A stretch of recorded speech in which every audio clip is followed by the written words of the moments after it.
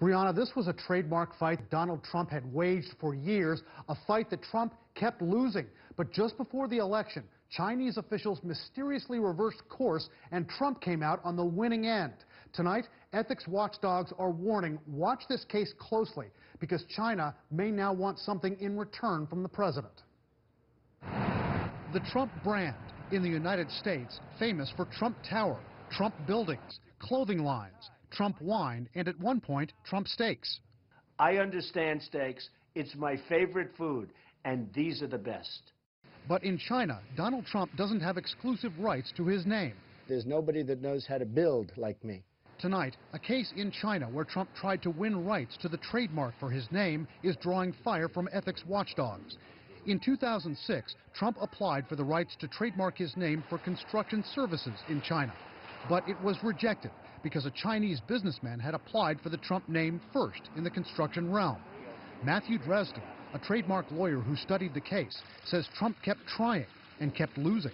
His trademark application was rejected and rejected and rejected, and he kept appealing. Then last September, just as he was on the brink of winning the presidency, the other man's Trump trademark was invalidated. By November, Trump's application was pushed through by a Chinese trademark review board. This week, Trump's trademark for construction services was published for registration. Why, after 10 years, did Chinese authorities suddenly reverse course? The Chinese Trademark Board does not make its decisions publicly available, so we don't know on what basis they made their decision. I think these decisions were not made in a vacuum. A spokesperson at the Chinese embassy in Washington tells CNN the case was handled in compliance with China's trademark law.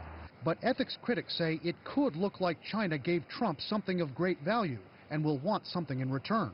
China is going to want concessions from Mr. Trump, and this is the first in what will probably be a series of efforts to influence him. Trump could potentially be violating the Constitution because of a clause that prohibits public servants from accepting gifts of value from foreign governments.